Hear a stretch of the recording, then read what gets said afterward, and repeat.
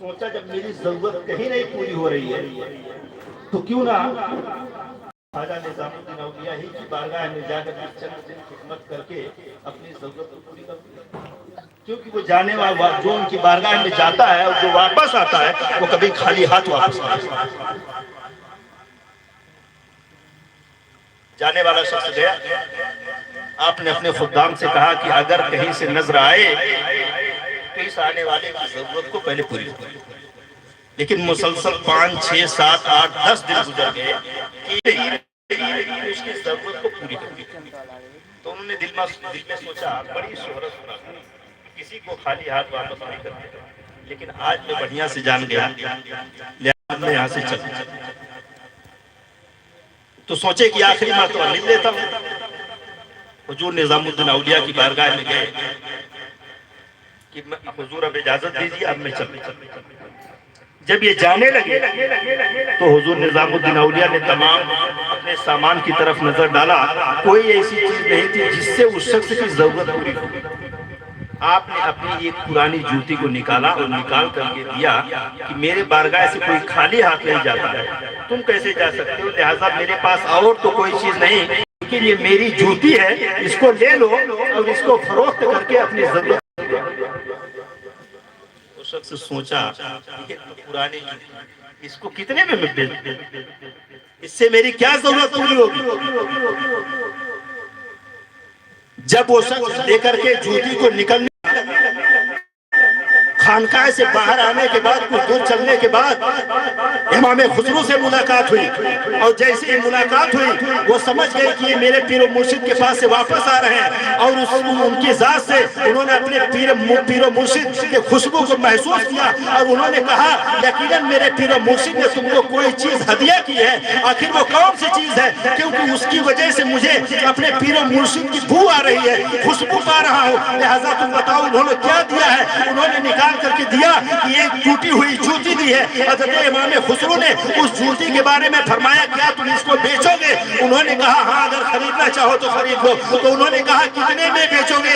میرے پاس اس وقت 7 لاکھ روپے ہیں۔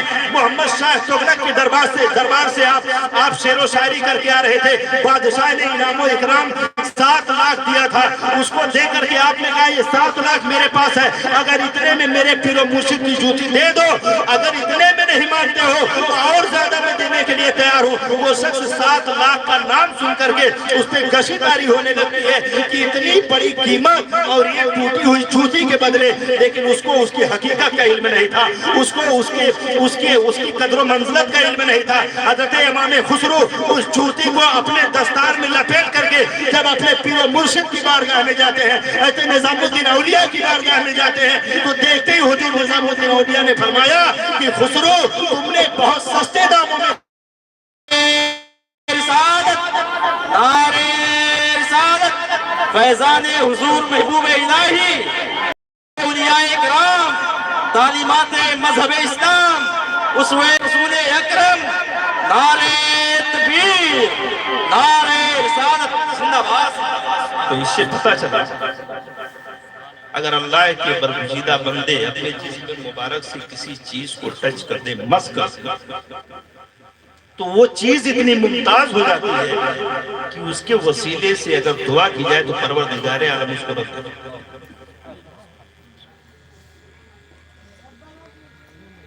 اسی لیے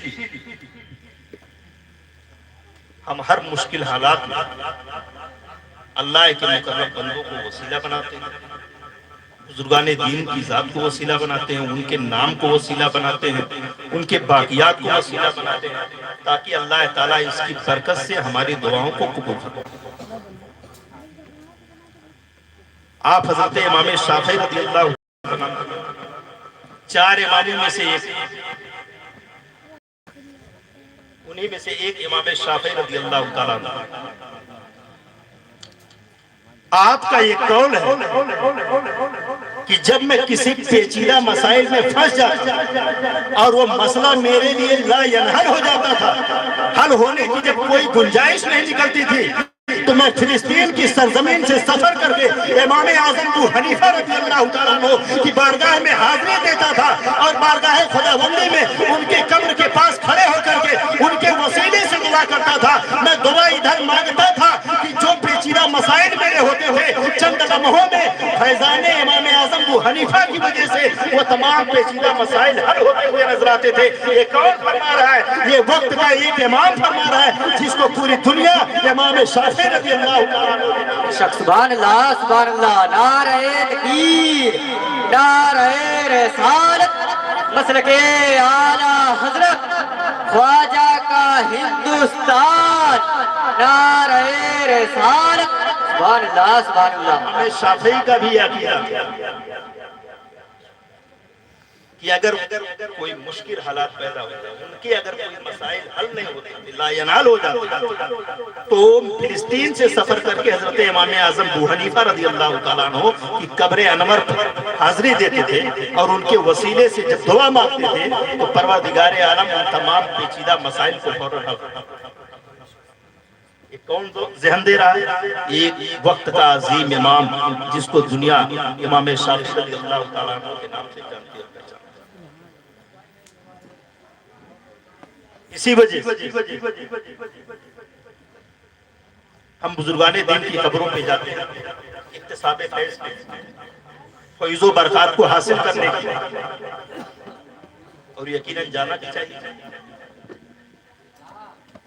क्योंकि उनकी जात से हमें बहुत फायदे पहुंचते हैं।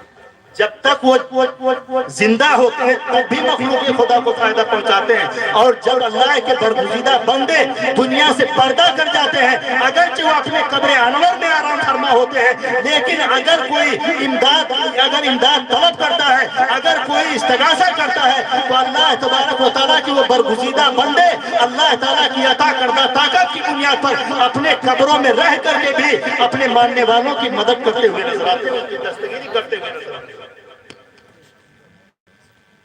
आपको बताऊं, महीना भी ख्वाजा गरीब नवाज रज़ी अल्लाह तआला अन्हु कितने एहसानात करता है, ये कोई हिंदुस्तान का मुसलमान इसको बयान नहीं कर सकता।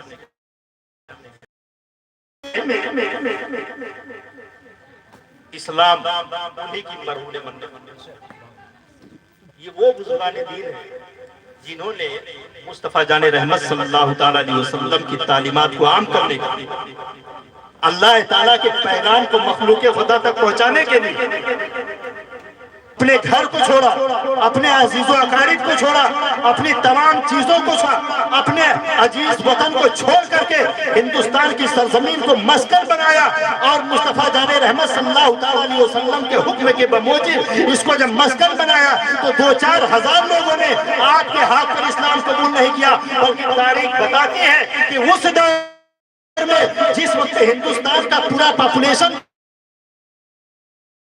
ख्वाजा गरीब नवाज रज़ी अल्लाह तआला अन्हु के दस्ते मुबारक पर 90 लाख लोगों ने मजहब इस्लाम को ख्वाजा गरीब नवाज रज़ी अल्लाह तआला अन्हु की मरहूम मन्नत। हम ख्वाजा गरीब नवाज की कराम को, लेकिन उनकी अमली जिंदगी पर गौर नहीं।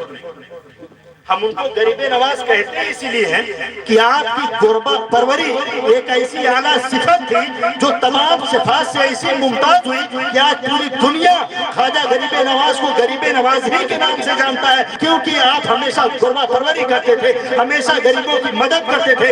आपके पास कोई भी हदिया आता था आप गुरबा व मसाकिन में तकसीम फरमा देते थे। हमें ख्वाजा बख्तियार काकी फरमाते हैं कि मेरे पीर मुर्शिद का हाल ये था कि जो भी इनकी बारगाह में ला करके नजर न्याज पेश करता, मेरे पीर मुर्शिद कभी उसको अपने एजाज पर खर्च नहीं करते, बल्कि हमेशा फकरा व मसाकिन को उसको तकसीम फरमा देते। बेशक ये आपकी गुरबा परवरी का,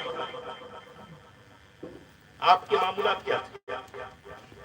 कोई बीमार हो जाता गरीब नवाज उसकी इयादत के लिए जाता, कोई इंतकाल कर जाता उसकी ताज़ियत के लिए जाता, कोई मोमिन भाई इंतकाल कर जाता तो गरीब नवाज बजाते खुद बगैर बुलाए उसके नमाज जनाजा में शरीक होते, और सिर्फ शरीक नहीं होते बल्कि नमाज जनाजा और तज़ीज़ तकफीन के बाद जब सब लोग चले जाते थे तो गरीब नवाज का ये मामूल था कि चंद लम्हे उस कब्र के पास बैठ करके वो तवकील करते کرتے, قرآن پاک کا ورد کرتے اور اس جانے والے کو فائدہ پہنچاتے. خواجہ بختیار کاکی خود بیان فرماتے ہیں, ایک مرتبہ کا واقعہ ہے کہ میرے پیر و مرشد ایک قبر کے پاس بیٹھے تھے, اچانک آپ کے چہرے کا رنگ متغیر ہو جاتا ہے, چند ہی لمحے کے بعد پھر معمول پہ آ جاتا ہے. میں نے ڈرتے ہوئے ان کی بارگاہ میں عرض کیا کہ یہ میرے پیر و مرشد آخر وجہ کیا ہے؟ چند لمحے میں آپ کے چہرے کا رنگ اتر گیا تھا لیکن پھر آپ کے چہرے کا رنگ معمول پہ آ گیا. تو آپ نے فرمایا کہ میں نے کشف کے ذریعہ سے دیکھ لیا کہ فرشتے عذاب دینے کے لیے اس مردے کو آ رہے ہیں. اتنے میں کیا دیکھتا ہوں؟ کہتے خواجہ عثمان ہارونی تشریف لاتے ہیں اور کہتے ہیں کہ معین الدین کے بھی اس مرید کو یہ پروردگار عالم تو معین الدین کے صدقے میں معاف فرما دے. غیر سے آواز آتی ہے کہ اے میرے فرشتوں, میں نے خواجہ غریب نواز کے اس مرید بندے جب تک ہم زندہ رہتے ہیں تب بھی فائدہ پہنچاتے ہیں اور دنیا سے چلے جاتے ہیں تب بھی یہ فائدہ پہنچاتے ہیں. اس میں شک و شبہ. تو اسی طرح ہم کو بھی ہماری زندگی گزارنی چاہیے جس طریقے سے ہمارے بزرگان دین نے گزاری. آپ تخلقوا بے اخلاق اللہ, تعدبوا بے آداب اللہ کے اوصاف سے مکمل طریقے سے متصف حضرت خواجہ غریب نواز رضی اللہ تعالیٰ اللہ کے مقدس رسول صلی اللہ تعالیٰ علیہ وسلم کے صفات کے مظہر عطم تھے. اس میں شک و شبہ کی کوئی گنجائش نہیں. آپ نے کبھی اپنی زندگی میں کسی سے انتقام نہیں لیا, اور یہ روایتیں میں نہیں بیان کر رہا ہوں, جو ان کے سب سے چہیتے شاگرد, چہیتے مرید قطب الاقطاب حضرت خواجہ بختیار کاکی اپنے مرشد کے حالات کو دیکھ کر کے خود لکھا ہو گیا. یا آپ نے کبھی کسی سے انتقام نہیں لیا. اگر آپ کو قتل کرنے کی کوشش کی گئی تب بھی آپ نے اس کو معاف کر دیا. یہاں تک کہ جب آپ لاہور سے ہجرت کر کے دہلی کی طرف آ رہے تھے دعوت و تبلیغ کی غرض سے, ایک شخص قتل کے ارادے سے نکلا اور غریب نواز راستے میں ملے اور ایک دم تنہائی کا عالم تھا. غریب نواز کو الہام کے ذریعے سے معلوم ہو جاتا ہے کہ آنے والا شخص مجھے قتل کرنے کی نیت سے آ رہا ہے. غریب نواز اس کے پاس جاتے ہیں اور اس کے تمام ارادے کو اس کے سامنے رکھتے ہیں کہ تم مجھے قتل کرنے کی نیت سے آئے ہو, تنہائی کا عالم ہے, یہاں پہ کوئی نہیں ہے, لہٰذا تم مجھے قتل کر کے اپنے ارادے کو پورا کر لو. اتنا سننا تھا, اس پہ کپکپی جاری ہو جاتی ہے. وہ اپنے خنجر کو نکال کر کے آپ کے قدم ناز سے نچھاور کر کے آپ کے قدم ناز پہ گر کر کے مذہب اسلام کے کلمہ کو پڑھ لیا اور حضرت غریب نواز رضی اللہ تعالیٰ کی ارادت میں داخل ہوا. اور جب حضرت غریب نواز نے اپنی نگاہ ولایت کو اس پر ڈالا تو تاریخ بیان کرتی ہے کہ اس کو 45 مرتبہ حج بیت اللہ کی سعادت. اللہ سبحان اللہ سبحان اللہ. بے شک جب 45ویں مرتبہ جب وہ حج کرنے کی غرض سے گئے تو مکہ المکرمہ ہی کی سرزمین پر ان کا وصال ہوا. یہ بزرگان دین کی کا کمال تھا کہ جس پر ڈال دیے اس کے دل. بے شک سبحان اللہ سبحان اللہ. اللہ کے مقرب بندوں سے محبت کریں اور ان کی ذات کو وسیلہ بنا کر کے دعا کریں. اللہ تبارک و تعالیٰ ہماری دعاؤں کو قبول فرمائے گا. مولا تعالیٰ کی بارگاہ میں دعا ہے کہ پروردگار عالم علیہ صراط مستقیم پر چلنے کی توفیق عطا فرمائے. وما علینا الا البلاغ الصالح. آمین. زندہ باد زندہ باد زندہ باد زندہ باد.